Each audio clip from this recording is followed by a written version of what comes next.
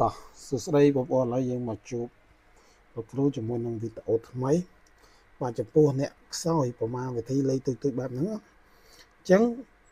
នៅការគណនាស្វ័យគុណអញ្ចឹងយើងគណនាបែបណាអញ្ចឹងលោកគ្រូមាន a ការ៉េអូនមើលរូបមន្ត a ការ៉េគឺស្មើនឹង a គុណនឹង a ចុះបើលោកគ្រូមាន a គីបស្មើនឹង a គុណនឹង a គុណនឹង a ខ្លួនវា3ដង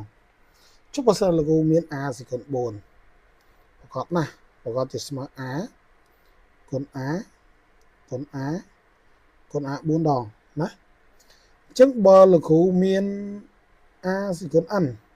ប្រកបណាប្រកបជាលោកគ្រូបាន a គុណ a គុណ a គុណដល់ណាទៅយើងចុចតែ3ដងទៅមានន័យថាអានេះមានន័យថា n ក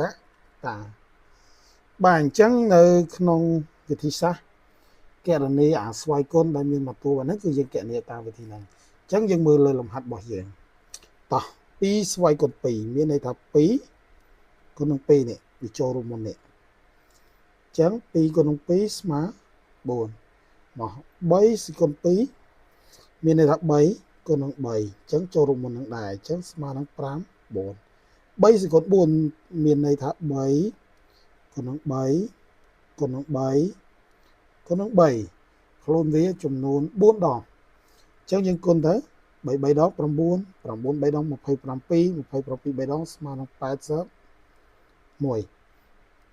តោះចុះអក្សរខចន្លោះស្មើប៉ុន្មានអញ្ចឹងបងប្អូនខមមិននៅក្រោមវីដេអូរបស់លោកគ្រូអូខេអញ្ចឹងយើងចាំជួបគ្នានៅវីដេអូក្រោយអរគុណច្រើនបាយបាយ